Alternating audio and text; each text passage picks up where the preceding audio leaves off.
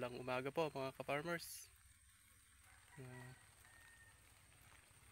Isa na naman pong ipapakita ko na naman po sa inyo itong isang magandang variety ulit ng tanim. Ito nga po pala yung tinatawag po dito sa amin ay patolang talim. Patolang talim po ito sa may ang tawag po dito sa Sangitan, public market. Doon po kasi kami nagbabagsak ng mga gulay. Ito po ay isang uri ng patola. Ang variety po nito pala ay East West. Kuwan po ito. Ito yung Primera. Primera po ang variety nito na patolang talim. Ito po sinubukan ko lang po ulit para po sa kaalaman po ng mga nagtatanim po ng gulay. Ito maganda rin po itong pagkakitaan. Kasi ang dami po niyang mamunga. Ayun po. Ang variety po nito ay Primera po ng East West Seed Company. Maganda po talaga mga buto ng East West. Ito ngayon ko lang nga po rin po tinanim itong Primera na to. At nakita ko po na ang dami niya pong mamunga.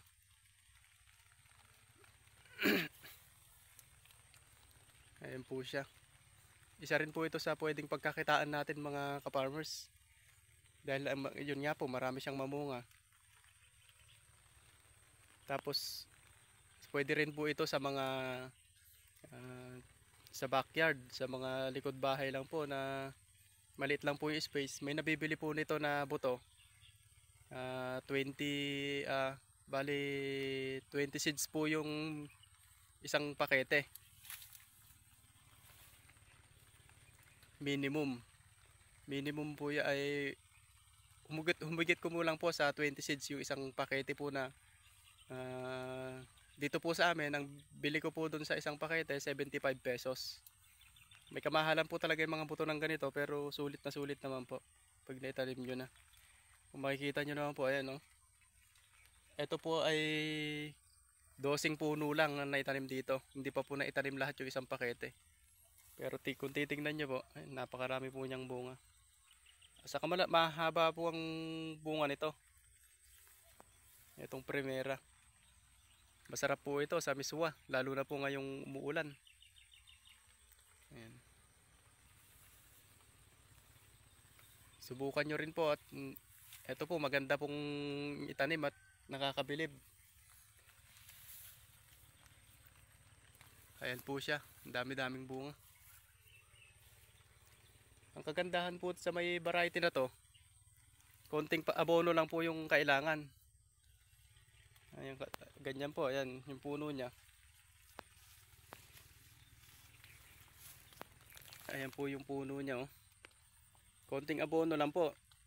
Ang abono po niya dito lang, dito. At minsan pa lang po ito naabonohan. Ang nailagay pa lang po rito ay 10 grams na triple 14 saka 5 grams na Yara Liba Tropicoat.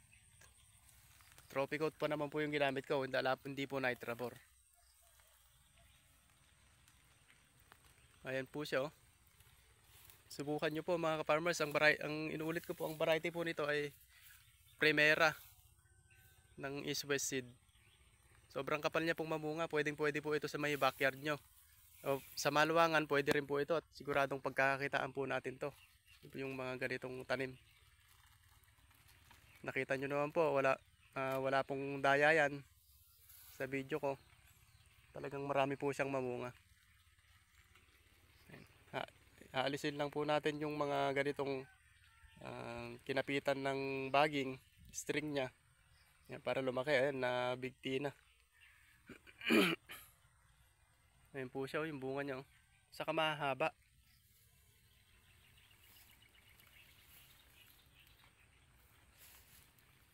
Sa mga maliliit na lugar lang, space,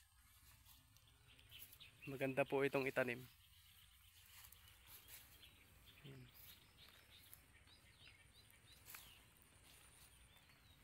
Kung nagustuhan nyo po yung channel ko, itong video, paki-like and subscribe naman po kayo sa munting channel ko mga ka-farmers. Humihingi lang po ako ng tulong. Maraming salamat po mga ka-farmers. Pinakita ko lang po sa inyo itong magandang variety rin na pwede nating pagkakitaan. Yun lang po.